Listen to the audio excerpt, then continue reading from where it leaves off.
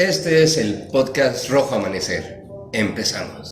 Compañeros, nuevamente reunidos para hablar de un tema muy importante, muy relevante en nuestro país, como lo es el abuso de poder. Saben que se lleva a cabo, se sucede de diferentes formas, desde las altas esferas en el gobierno hasta la brutalidad policial en las calles. Entonces, este tema ya saben cuál es. Adelante, yo los escucho. Claro, miren, el día de hoy en este podcast vamos a retratar, a hablar, a platicar de cómo fue el atentado en Tlatelolco en aquel 68. Y bueno, estamos en una época en la que estamos a unos escasos días, escasos meses de que va a ocurrir los Juegos Olímpicos. Básicamente es como un copy-paste de lo que pasaba anteriormente. Somos estudiantes de universidad, justamente del Politécnico, y nos interesa mucho platicar de lo que fue el atentado de aquel momento y qué ocurriría hoy en día si se volviera a repetir algo así. Después de todo, la discriminación, los abusos de poder y todo eso se siguen repitiendo. ¿Qué ocurrió en ese pasado? Hay que analizarlo en este pequeño podcast y vamos a analizar cómo se va a desarrollar, cómo se desarrollaría otro atentado, quizás no en Tlatelolco, pero un atentado muy similar a lo que pasó anteriormente y cómo pasaría hoy en día. ¿Ustedes qué opinan del atentado que pasó anteriormente de Tlatelolco? ¿Fue algo bueno? ¿Fue algo malo? ¿En qué postura se encuentran ustedes? Claro, bueno, pues primeramente quiero aclarar que antes no se contaban con los medios de información con los que se como los que se comentan, con los que se cuentan ahora, perdón. Ahora la sociedad está muy comunicada, sabe, pues la mayoría de las veces sabe muy bien lo que va a pasar. Entonces yo creo que si se diera un caso parecido, mucha de la gente se levantaría o estaría muy atenta, ¿no? a lo que va a pasar con respecto a las autoridades, y tomarían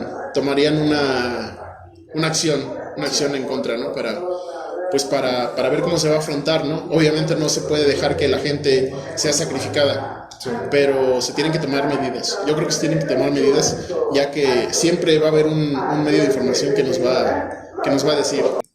Bueno, yo quiero decirte sobre esto, en partes benefició. Y sobre justamente también lo que estabas hablando, de que dejó marcas, dejó llagas en la sociedad, en los estudiantes, porque perdieron familiares. O sea, también la matanza no solo fue de estudiantes, entraron a las viviendas de la gente cercana, de la unidad habitacional Tlatelolco, y empezaron a masacrar general, tratando de ayudar. Pero ¿por qué fue todo esto? O sea, querían mejores oportunidades de estudio, laborales, y se alzaron la voz para que los escucháramos.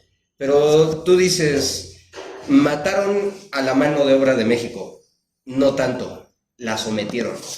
¿Por qué? Porque todos los sobrevivientes ahorita no hablan sobre el tema, les causa mucho dolor. O sea, no los mataron, aprendieron a controlarlos. ¿Cómo nos controlaron? Por parte del miedo. Y la economía, tal vez tú dices, la economía solo subió un poco en ese año por los Juegos Olímpicos. No es solo la economía, es también cómo nos ve el mundo a nosotros. Recordemos que en esa época no había tanta comunicación, no estaba el internet, que yo ya revisé que se murió un viejito en China. Okay, sí. No, aquí van a venir extranjeros y necesitamos que vean que todo está en orden. ¿Por qué? Porque queremos que vengan a nosotros. Entonces, beneficioso a largo plazo podría ser. Ahorita ya se enteraron y todo. ¿Cuántas empresas ya no están aquí? Pues no, yo siento que hasta es incorrecto decir que benefició cuando... O sea, yo creo que la única manera en la que diría que benefició fue que ayudó a concientizar. Nada más en eso. De otra manera, pues no, realmente no. No. Es malo. Exacto. Bueno. Y una cosa importante que se tiene que platicar muy a fondo es de que, pues, una diferencia entre una época de ese entonces a una época actual, creo que una diferencia, si es que llegara a haber otro conflicto de esa magnitud, creo que, como documentan, habría un mayor alcance, una mayor difusión. El problema de ese entonces era de que, como el gobierno tenía controlado a prácticamente todos los noticieros, la televisión de ese entonces, la radio, pues realmente sabían de que pues ellos no iban a dar difusión de nada de eso porque no les convenía. No les convenía en el aspecto de que las demás personas supieran que que realmente lo que es la Ciudad de México y los alrededores supieran el conflicto que estaba llevándose a la Ciudad de México. El país, ¿no? El país directamente. Y además, esos noticieros tampoco los convenía publicarlo a nivel nacional porque en ese entonces pues también estaban los Juegos Olímpicos, como dices, pues era una gran mancha para México decir que en los Juegos Olímpicos llegó a haber una matanza y de estudiantes, o sea, no ni siquiera de algún otro conflicto que hubiera sido con el narcotráfico, por ejemplo, o si hubiera sido con otro conflicto con algún grupo, no sé, delictivo, que sea X. El punto es de que fue contra personas que inocentes y que además estaban estudiando, en su mayoría, Sí. y que eran los que iban a ser el futuro del país en ese entonces, y que desafortunadamente ya no son y ya no fueron. Y quizás como comenta mi compañero que fue para controlar la masa, pero fue de una manera demasiado abrupta e innecesaria. Porque fue muy, demasiado impactante. Y además creo que hubo algo más detrás por el cual decidieron hacerlo. Y creo que fue más que nada como para mantener a las masas controladas. Como bien se comentan otras veces que es mejor mantener a la gente ignorante para saber manipularla y evitar conflictos como lo que había pasado en ese entonces. Claro, bueno, actualmente podríamos decirse que por medio de las redes sociales y por todo no podría volver a ocurrir, pero actualmente cuántos periodistas no hemos visto que son desaparecidos, cuántas familias, cuántas notas, la información sigue ahí afuera, pero la esconden con otro tipo de información. ¿Ustedes qué opinan que si hoy, supongamos nosotros estamos encapsulados en esta área y no vamos a la escuela una semana? ¿Cómo les afectaría a ustedes socialmente si de la nada ya no están nuestros compañeros de la escuela o incluso le tocara a algún profe? O sea, ya hablamos un poquito del pasado, ahora vayámonos al presente.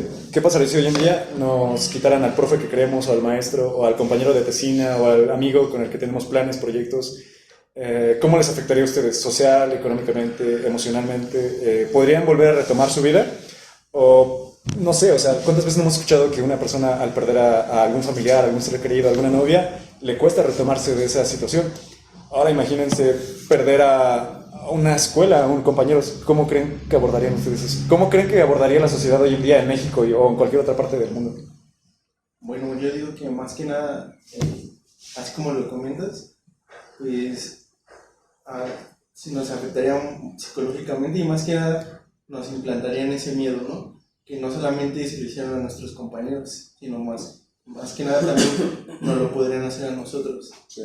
Bueno, así como poniendo en contexto, no sé si igual ustedes han escuchado, pero ahorita en este momento, 2024, es donde tenemos mayor comunicación, pero a la vez no tenemos comunicación entre nosotros. Sí. Entonces, en ese momento, 1968. 68. 1968. Pues no teníamos esta tecnología que hoy tenemos, ¿no? Pero a la vez, sí, a la vez, pues las personas estaban comunicadas. Bueno, yo tengo así referencias de mis maestros que en algún momento nos lo platicaron. Me decían que ellos no tenían la tecnología que ahorita nosotros tenemos, pero sí estaban más comunicados que hoy que nosotros tenemos esta tecnología. En ese momento muchas personas perdieron a un primo, a un hijo que estaba a punto de terminar la universidad. Sí. Muchas personas quedaron frustradas por lo mismo, porque muchos perdieron a sus hijos ya en últimos semestres. Sí. Hubo maestros que incluso vieron morir a sus alumnos. Entonces es un tema muy delicado en ese sentido, y como dice el compañero, hubo muchas manifestaciones y tal vez en este momento las siga habiendo, pero como dicen, en ese momento ese movimiento se levantó justamente por los familiares que habían sufrido una pérdida, y muchas personas, por ejemplo, los que dicen que eran parte del PRI, politécnicos que eran afiliados al PRI, tal vez solamente eran infiltrados, porque muchas de esas personas estaban infiltradas al movimiento, pues obviamente para estropearlo. ¿Por qué? Porque estaba en ese momento en su apogeo el partido que era el PRI. Sí. Entonces pues no podían quedar mal ante la sociedad, por decirlo así, y lo que hacían era meter infiltrados, y a los que protestaban pues obviamente reprimirlos. Pero como dicen, al infiltrar a muchas personas, ese movimiento se pues entorpecía. ¿Y qué hacían en los medios? Pues decir que era realmente porrismo, porque pues sí había de algún modo porros infiltrados y sobre eso se basaban, pero realmente en ese momento era un movimiento de protesta, cosa que ahora dudo que lo haya, porque muchas personas, pues como lo dice el compañero, no tienen ese sentido, sino más realmente es ir a cotorrear. O se lo toman a broma. Y Exacto. Bueno, a mí me gustaría, en lo que preguntabas, ¿no? Que si nosotros podríamos hacer así como un movimiento. A mí me gustaría trasladarlo a nuestra época y, por ejemplo, ha habido casos, sucesos en los que tendríamos que hacer como marchas. No sé, por ejemplo, ahorita se me viene a la mente, me cambia un poquito, me regreso más para acá y se me ocurre ahorita, por ejemplo, el caso de la línea 12 del metro, ¿no? Que sucedió en el año pasado, 2023, y bueno, más o menos fue en el 2023, si no me equivoco. Sí, aproximadamente. Y pues siento que hasta eso, en su momento, pues sí fue una noticia que impactó en el país, pero que sí hizo, no se hizo nada. Y pues en ese momento, ¿quién era la jefa de gobierno? La Claudia Sheinbaum, ¿no? Sí. Y pues ahora ya es nuestra presidenta. Sí. Y ahora quien nos va a quien nos está rigiendo va a ser Morena. Entonces yo lo veo difícil hacer así un movimiento, porque yo siento que de nada sirve hacer un movimiento si al final van a seguir teniendo ellos el control. Sí, buen punto. O sea, al final del día, creo que porque fue a escala pequeña los que murieron en el metro, no muchos nos alzamos, incluso cuántos memes no vimos corriendo. Vale. Pues muchísimas gracias, Sara, muchísimas gracias, chicos, por toda la atención, por las risas, por las discusiones, por sus posturas. Posturas. Vamos a cerrar con el movimiento de Tlatelolco. Fue, nada más de decir algo bueno. ¿Fue bueno o malo? Bueno o malo, nada más. No rebusques. Si alguien dice bueno o malo, Estamos de acuerdo que estuvo mal. No, tres malos. se fue tres. No. 1, 2, 3. No. 1, 2, 3. Malo. 1, 2, 3. Malo. 1, 2, 3. Malo. 1, 2, 3. Malo. ¿Y por qué andamos peleando hace rato? Porque estos son por... Se trata Para eso venimos. Para pelear. No. Pues eso fue todo, chicos. Muchísimas gracias. Este podcast se llamó Rojo Amanecer. Yo me llamo Marco David Escalante Monilla. Carlos Eduardo Zorrilla Bucia. Alejandro Guerrero Núñez. Federico Monroy Cedillo. Saraí González Hernández. Isaí Uriel Robenicio. Y Lemus Rosas Cristian. 2019-3028. Implemental número de Bigos. Muchísimas gracias. Eso quedó grabado. Muchísimas gracias por su atención. Este fue el podcast y damos un grito de despedida. ¿Qué grito les late? Rojo Amanecer. Rojo Amanecer. Una, 2, 3. ¡Rojo!